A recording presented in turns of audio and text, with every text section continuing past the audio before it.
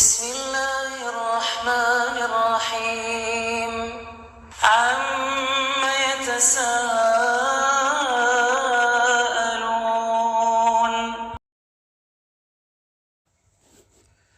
Jazakallahu khairan pada Ustadz atas tausiahnya. Kajian yang kita sama-sama dengar. Untuk acara selanjutnya mungkin tanya jawab. Mungkin dari Ikhwan sini ada yang ingin bertanya, silakan bertanya langsung. Apakah boleh kita, ya kita ini kan masih bekerja gitu. Sahih. Bolehkah kita ketika memasuki masjid di malam hari, walaupun hanya sebentar terus pulang lagi, kita berniat iktikaf, apakah itu bisa disebut dengan iktikaf? Baik. Wa jazakallahu afwan. Bismillah, alhamdulillah, salatu wassalamu ala rasulillah wa ba'd. Barakallahu fiik wa jazakallahu khairan. Pertanyaan yang bermanfaat ya, tentang kondisi yang mewakili antum semuanya dan juga para muwadzafun ya, para pegawai karyawan ya, yang masih ada amanah jam kerja. Sebenarnya tadi Anda sampaikan, hati-hati ya, jangan tertipu melalaikan apa yang menjadi sesuatu yang wajib untuk mengejar yang sunnah ya. Dari kata Ibnu Hajar Asqalani rahimahullah adalah barang siapa yang menyempurnakan yang wajib kemudian yang sunnahnya ada yang luput, maka dia adalah orang-orang yang ma'dzur ya, mendapatkan udzur. Tapi siapa yang kebalikan, yang ngejar yang sunnah, yang wajib terlalaikan, dia magrur, dia tertipu ya. Tetap sampai kapanpun yang wajib keutamanya tidak akan bisa dikejar dengan yang sunnah. Taib, hukum itikaf adalah sunnah, tapi sunnah muakkadah yang sangat ditekankan. Tapi menuju jam kerja hukumnya wajib ya. Sudah sepakat para ulama tentang hal tersebut. Taib, bagaimanakah keadaan kita ketika tetap ingin mendapatkan kemuliaan amalan yang paling utama untuk menjadi wasilah meraih atau berburu Lailatul Qadar, yakni itikaf.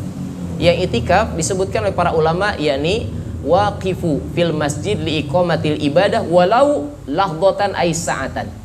Berdiam diri di masjid untuk menegakkan berbagai ibadah meskipun sesaat. Itu itikaf. Ya, di mana? Di masjid. Kalau di rumah istrikaf itu ya. Istrikaf. Itikaf di masjid, bukan di rumah. Ngarang-ngarang itikaf di rumah ya. Tapi di masjid. Meskipun beberapa saat, tentu saja ini kembali karena perintah itikaf adalah ketaatan kepada Allah, kembali kepada ayat surah At-Taghabun. Fattaqullaha mastata'tum. Maka bertakwalah kepada Allah dengan segenap kemampuan yang kalian miliki. Makanya tadi atur nafas ibadah. Mungkin antum bisa 1 jam, 2 jam karena harus tetap istirahat hak tubuh. Besok masih ada amanah kerja untuk full, tetap tidak menjadi sebab keburukan, lemas di tempat kerja dengan dalih tadi itikaf malam. Enggak boleh. Nggak boleh, tetap SP1 dari pimpinan ya. Kenapa antum lemes banget sih, itikaf bosan? Tetap aja ganggu kerja sama SP1 ya. Taib, jadi nggak boleh. Atur ya. Taib, maka tentu saja keadaannya berbeda tidak? Yang itikaf 1 jam dengan yang 6 jam pahalanya? Ya jelas berbeda tuh ya. Berbeda. Tadi Anda sudah sampaikan kepada akhirnya barakallahu fiik ya, bahwasanya ada kaidah dari hadis Nabi alaihi salatu wasallam, inna idhomal jazai ma'a idhomil bala. Sesungguhnya besarnya pahala yang diraih berbanding dengan besarnya ujian.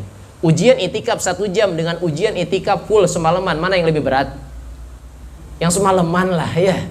Maka mana yang lebih besar pahalanya? Ya pasti dohirnya yang lebih lama. Tapi tadi jangan sampai melalaikan kewajiban, maka silakan manfaatkan waktu yang Allah mudahkan bagi antum dan kemudian senantiasa memohon ampunan kepada Allah atas segala keterbatasan ibadah kita yang memang rata-rata minim lah kita semua ya ibadahnya. Bagi yang dimudahkan untuk bisa full, maka bersyukurlah, pujilah Allah dan meminta pertolongan agar waktu yang mahal tersebut bisa kita manfaatkan sempurna ibadah, terutama khusus full itikaf di 10 hari terakhir. Jadi tidak mengapa, silakan antum manfaatkan waktu yang bisa antum pergunakan untuk itikaf tanpa mengabaikan kewajiban-kewajiban yang lainnya. Wallahu ta'ala bishawab. Nah, barakallahu fikum.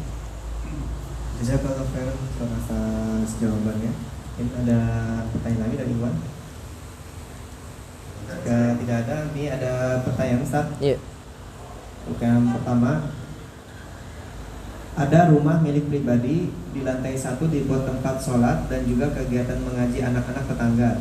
Nah, kaitannya dengan laki-laki harus sholat berjamaah di masjid. Cukupkah ini kita artikan sebagai sholat di masjid yang faktanya rata-rata dibuat sholatnya sekeluarga saja Ustaz? Mohon dijelaskan.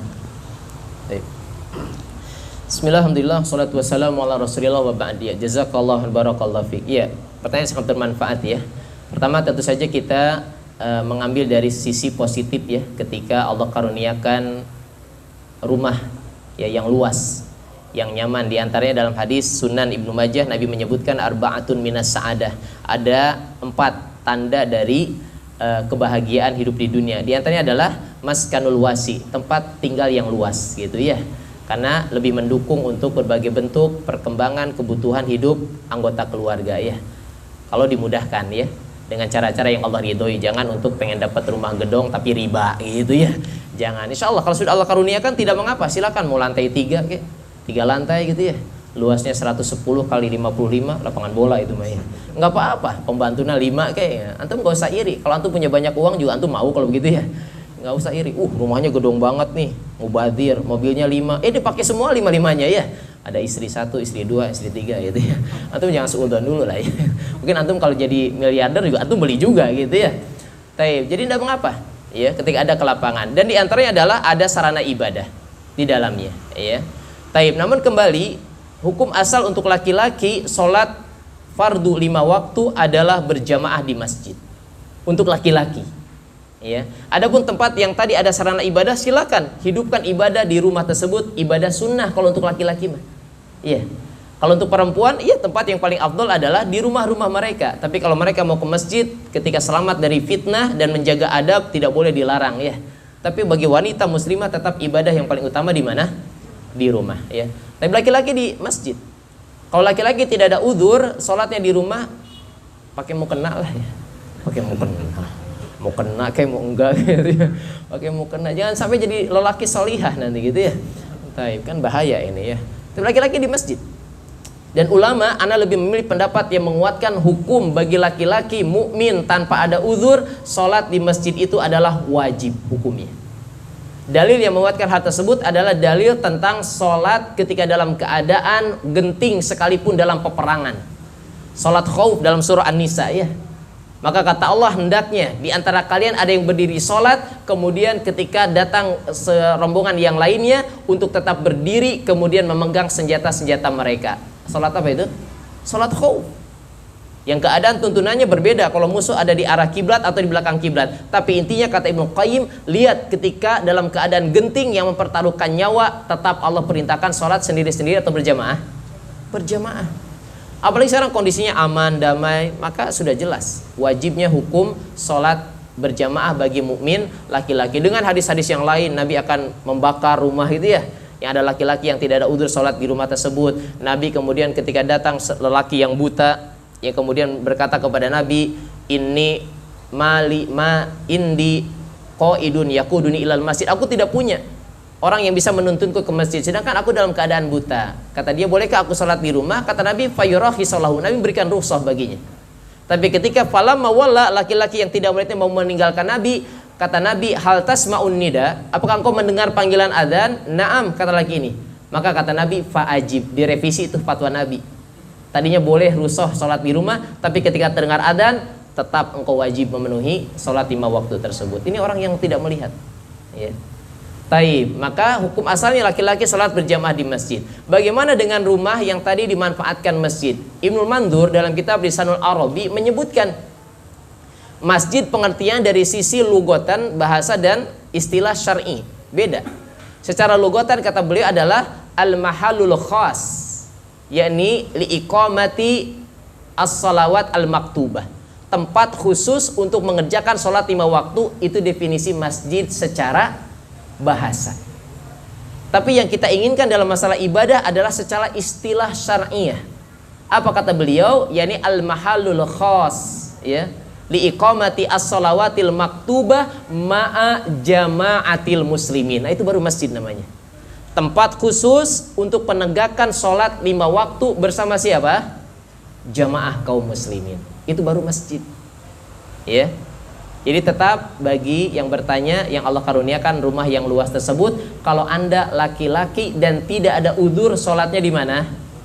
Di masjid bersama kaum kaum muslimin ya. Adapun untuk wanita muslimah atau mungkin anak-anak yang belum bisa dijaga adabnya ke masjid, silakan ruangan yang khusus tadi untuk berjamaah sholat 5 waktu, dilaksanakan sholat 5 waktu di dalamnya hanya dengan personil-personil yang tadi. Tapi mukmin, laki-laki, akil, baligh, tidak ada uzur, tidak ada penghalang, tetap sholat 5 waktu di mana?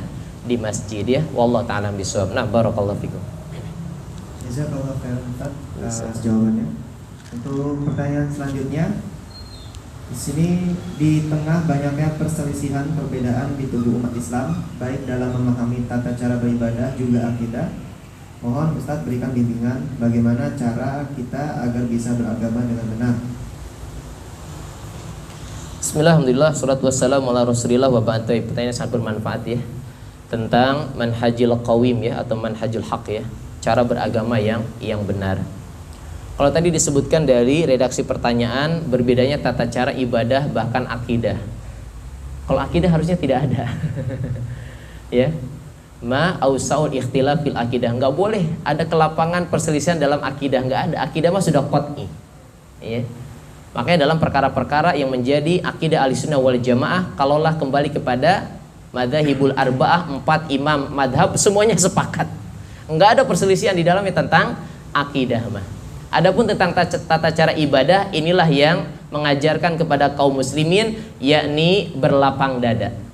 Dengan apa? Jenis ikhtilaf yang tanawu. Tanawu ini adalah yang ikhtilaf yang mu'tamad, masing-masing punya hujah, punya dalil. Silakan antum yang sudah mulai semangat belajar doa iftitahnya atau istiftahnya Allahumma ba'id baini, jangan sekali-kali membid'ahkan yang Allahu akbar kabiro. Karena lagi semangat Allahumma ba'id baini, pasti nanti baca iftitah apa? Allahu akbar kabiro, bid'ah ente ngajak gelut dia mah ya. Ngajak ribut, belajar. Ada berapa pilihan doa iftitah ya? Bahkan Nabi khusus ketika sholat malam doa iftitahnya lagi berbeda lagi. Belajar sampai tuntas. Silakan lihat kitab Bulughul Maram ya, yang menjadi salah satu referensi mazhab Asy-Syafi'iyah, karena Ibnu Hajar mazhabnya adalah Asy-Syafi'iyah. Jadi kalau dalam akidah ana ralat, akidah harusnya tidak boleh ada perselisihan. Adapun perselisihan yang datang di tubuh umat ini memang sudah menjadi sunnatullah ya, menjadi berita kenabian yang menjadi tanda an-nubuwah alaihi salatu wasalam. Hadis yang diberikan oleh Irbad bin Sariyah ya, radhiyallahu taala anhu, dalam Sunan Tirmidzi dan yang lainnya, yang menyebutkan bahwasanya akan terjadi ikhtilaf yang banyak pada umat ini. Bahkan dalam hadis tersebut disebutkan, kata Nabi, sataftariqu hadhil ummah ila 73 firqatan. Umat ini akan terpecah menjadi 73 golongan. Ya, kulluha finnar illa wahidah. Semuanya terancam neraka. Terancam ya, kita bukan vonis ya. Bahasanya terancam, bukan memvonis. Ingat, kita bukan umat yang serampangan menyatakan orang sesat. Kita bukan gampang-gampangan menyebutkan si fulan kafir, enggak ada. Ahlussunnah bukan seperti itu ya. Berat syarat-syarat yang harus terpenuhi untuk takfir muayyan, menyatakan seseorang itu kafir, berat syaratnya. Kalau tidak terpenuhi dan nuduh kafir tidak terbukti, kafir kembali kepada sang penuduh ya. Berat ini tugas ulama lah ya. Taib, maka ikhwatal iman azakumullah. Namun Nabi menyebutkan ilal jamaah, kecuali hanya satu yang akan masuk ke dalam jaminan masuk ke dalam surga, al jamaah. Siapa al jamaah? Ditafsirkan dengan hadis yang lain, ma ana alaihil yauma wa ashabi. Siapapun yang cara beragamanya seperti aku hari ini dan seperti sahabatku. Maka kewajiban kita untuk meniti jalan kemuliaan manhaj salaf yang generasi terbaiknya adalah sahabat, wajib atau tidak? Wajib, itu jaminan keselamatan kita ya. Berdasarkan surah At-Taubah ayat 100, was-sabiqunal awwalun minal muhajirin wal ansar walladzina tabauhum bi ihsan radhiyallahu anhum wa radu'an wa 'adda lahum jannatin tajri tahtal anharu khalidina fiha dzalikal fawzul 'adzim. Kata Allah Subhanahu wa taala, dan generasi yang pertama awal mula masuk Islam, muhajirin dan ansar. Siapa mereka? Sahabat. Kata Imam Asy-Shinqiti rahimahullah dalam kitab tafsir beliau Adwaul Bayan, orang-orang yang mendapatkan jaminan 2 kemuliaan di sisi Allah tadi apa dalam ayat? Radhiyallahu anhum, keridhaan Allah. Kemudian wa'ada lahum jannat, surga. Ridwanullah wa jannah, surga dan keridhaan Allah. Kata Imam Asy-Shinqiti, hanya diberikan oleh Allah kepada 3 golongan, surganya Allah dan keridhaannya. 2 golongan sudah tertutup peluangnya bagi kita. Siapa? Muhajirin dan ansor. Sudah milik sahabat itu mah. Hanya kata beliau hanya satu golongan yang kita bisa peluang emas masuk ke dalamnya. Siapa? Walladzina taba'uhum bi ihsan, dan orang-orang yang mengikuti jejak mereka di dalam kebaikan agama ini. Kita bisa masuk dalam golongan yang ketiga untuk mendapatkan jaminan surga dan keridhaan Allah Subhanahu wa taala. Jadi cara terbaik ya ikuti manhaj sahabat. Caranya gimana Ustaz? Ya belajar ilmu ya. Butuh proses ya. Dalam hadis yang lain ketika ada perselisihan yang banyak kata Nabi, yakni alaikum bisunnati wa sunnatil khulafa'ir rasyidin al mahdiyyin min ba'di adduha bin nawajid.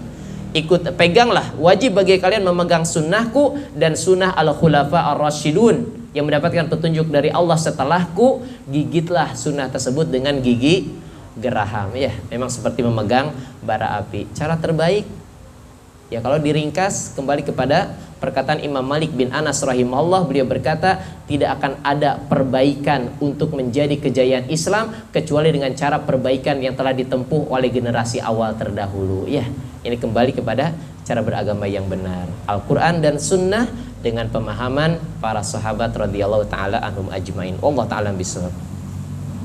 Kalau Ustaz untuk pertanyaan selanjutnya ialah bagaimana kiat-kiat agar bisa hijrah dan bisa istiqomah. Mungkin ini penanya habis baru keluar dari LDII. Subhanallah. Antum sebutin ya. Bismillah, alhamdulillah, salatu wassalamu ala rasulillah ba'd ya. Emang selain penanya ada yang sudah hijrahnya mengaku kokoh Yun? Udah kokoh gitu ada? Enggak ada lah ya. Barakallahu fik ya. Apa yang menjadi nasihat Nabi alaihi salatu wasallam ketika datang sahabat ya, ketika bertanya, ya Rasulullah, quli fil Islam qaulan la as'alu anhu ahadun ghairak. Sampaikan kepadaku satu ucapan yang tidak pernah akan aku minta kepada orang selain engkau. Maka Nabi berkata, qul amantu billah tsumma istaqim ya. Katakan olehmu, aku beriman kepada Allah dan istiqomahlah. Istiqomah ini yang berat. Istiqomah ini yang berat, gitu ya. Taib. Ana nukilkan perkataan Ustadz Al-Fadhil Zainal Abidin hafidhullah. Beliau sekarang sedang mimpin umroh ya. Tadi kabar-kabari siang, masya Allah katanya. Ya. Susah banget nyari kapling itikaf itu ya. Udah membludak gitu ya. Taib. Maka perkataan beliau yang terkenal adalah, kita ini kebanyakannya Islam ala turunan. Ya, Islam ala turunan semuanya ya. Ada yang mu'alaf? Islam ala turunan. Ah, benar ya. Terus kata beliau, bukan Islam ala ajaran kebanyakannya. Bahkan kebanyakannya kata beliau Islam ala kadarnya. Gitu katanya. Ala turunan, bukan ala ajaran, kebanyakannya ala kadarnya. Gitu. Jadi memang istiqomah ini yang butuh kesungguhan dengan pertolongan dari Allah Subhanahu wa taala. Maka kiat untuk istiqomah, pertama tentu saja bersyukurlah kepada Allah ya tentang nikmat ketika Allah hadirkan kita menjadi bagian dari barisan umat Nabi yang terpelihara di atas manhaj yang lurus, cara beragama yang benar. Maka istiqomahlah di atasnya dengan berbagai ujian yang pasti akan hadir ya. Taib. Kalau kiat-kiat istiqomah ini ana ingatnya qawaid ya, asrul qawaida fil istiqomah, 10 kaidah istiqomah ya, buah karya Syekh Abdul Razak bin Abdul Muhsin Al-Badr hafidhahullah. Beliau punya risalah ya, Asru Qawaida fil Istiqomah ya, 10 kaidah tentang istiqomah. Yang pertama yang beliau ingatkan kepada kita, ingat istiqomah itu mutlak anugerah ilahiyah, pemberian dari Allah. Maka ketika ini mutlak pemberian dari Allah, hidayah yang Allah berikan kepada yang Dia kehendaki, maka yang pertama kata beliau berkonsekuensi kathratud du'a, memperbanyak doa. Di antara doanya adalah ya muqallibal qulub tsabbit qalbi ala dinik. Wahai zat pembolak-balik hati ini, kokohkanlah hati di atas agamamu. Kemudian yang kedua, kata beliau, hakikatul istiqomah istiqomatul qalb. Hakikat istiqomah itu istiqomahnya hati. Ya. Artinya adalah segala sebab-sebab perbaikan yang ada pada seluruh jasad tubuh manusia itu sumbernya dari hati.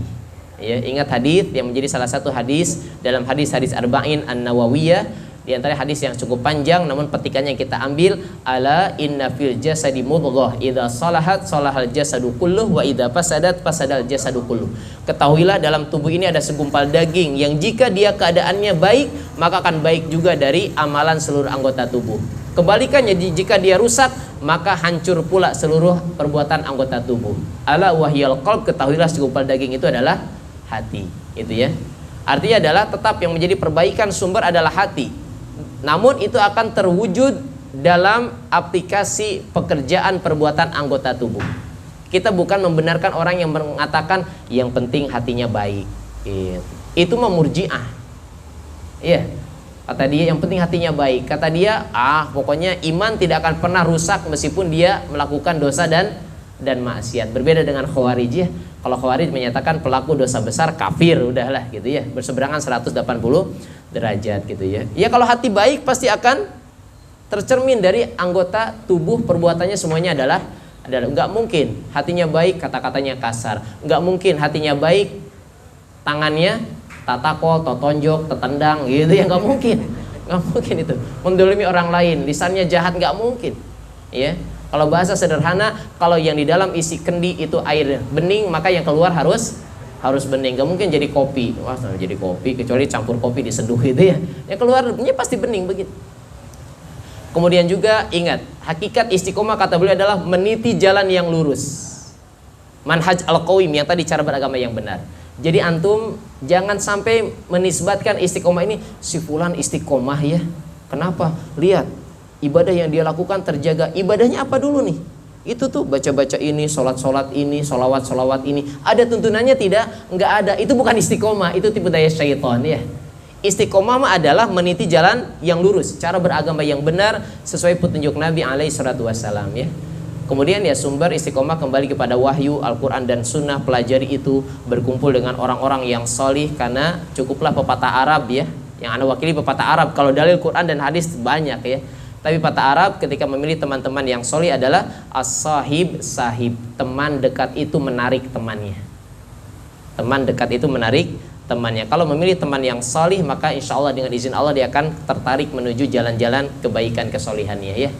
Kalau dia memilih teman yang buruk, ya lambat laun dia akan mulai hilang, peka, risih, tidak nyaman. Kalau dalam kemaksiatan, lama-lama nyaman-nyaman baik gitu ya. Akhirnya hilang tuh kepekaan. Kalau hilang kepekaan terhadap maksiat, ini sudah musibah yang besar dari Allah Subhanahu wa ta'ala ya. Jadi wallahualam bishawab, anda ringkas saja beberapa kiat istiqomah tersebut. Tentu saja kita berdoa kepada Allah bukan untuk penanya saja, yang kita pun harus tetap istiqomah sampai datang waktu saat kematian kita. Tidaklah saat itu hadir kecuali kita datang menghadap Allah sebagai mukmin ya, dalam keadaan sebaik-baik sebagai seorang muslim. Wala tamutunna illa wa antum muslimun. Allah alam bisawab. Barakallahu fikum. Jazakallahu khairan atas pertanyaan dan jawabannya. Mungkin untuk pertanyaan selanjutnya kita cukupkan saja Pak ya, karena waktu. Betul ya. Sedikit lagi sudah waktu untuk berbuka. Mungkin kesimpulan Ustaz. Iya. Taib. Bismillah, alhamdulillah, salatu wassalamu ala rasulillah wa ba'd. Ahibati fillah, ikhwatal iman, tulabul ilmi bi majlis iftar ya, PT SIM Cikarang rahimani wa rahimah Suzuki ya. Rahimani wa rahimakumullah. Pertama tentu saja yang menjadi khulasah ya, apa yang bisa kita sampaikan di faidah ilmiah kali ini adalah yang pertama, kembali tadkirah, pengingat bagi kita semuanya. Waspadalah, hati-hatilah bahwasanya kita akan memasuki 10 hari yang terakhir, maka lebih bersemangatlah dalam beribadah di dalamnya. Semoga Allah mudahkan bagi kita semua. Yang kedua, tentu saja dari berbagai pertanyaan, yang paling penting adalah tentu saja apa yang menjadi mahal ya, yang membedakan keselamatan seorang yang mengaku mukmin dengan mukmin yang lainnya bukan hanya karena mengatasnamakan dalil. Apa maksudnya? Kalau bahasa Ustadzuna Al-Fadil gitu ya, Ustadz Abdul Hakim Amir bin Abdul Abdad hafidhahullah, dalil boleh sama Al-Quran dan Sunnah, tapi pemahaman berbeda. Yang mahal apanya? Pemahamannya. Emang antum kira orang Khawarij bukan Al-Quran dalilnya? Orang Khawarij yang mudah mengkafirkan, menumpahkan darah, memboikot kepada pemerintah, dalilnya Al-Quran. Wa man lam yahkum bima anzalallah faulaika humul kafirun. Dan siapapun yang berhukum bukan dengan apa yang Allah turunkan, maka mereka kafir. Kan begitu. Dalilnya Al-Quran, gitu ya. Tapi yang harus kita sempurnakan cara beragama kita yang benar adalah berdasarkan kitabullah, Al-Quran dan sunnah Nabi SAW yang sahihah di atas pemahaman sahabat, pemahaman salaful ummah ya. Demikian yang bisa Anda sampaikan. Semoga Allah menerima seluruh amal ibadah kita semuanya. Semoga kita lulus dari madrasah tarbiyah Ramadan, meraih derajat ketakwaan yang sempurna di sisi Allah Subhanahu wa taala dan meraih ampunan dan juga surganya. Amin ya rabbal alamin. Demikian yang bisa Anda sampaikan. Mohon maaf atas segala kurang dan salahnya. Aqulu qouli hadza wa sallallahu ala nabiyyina Muhammadin sallallahu alaihi wasallam wa akhiru da'wana alhamdulillahi rabbil alamin. Subhanallahi bihamdik, asyhadu an la ilaha illa anta, astaghfiruka wa atubu ilaik. Barakallahu fikum. Assalamualaikum warahmatullahi wabarakatuh. Waalaikumsalam warahmatullahi wabarakatuh. Terima kasih.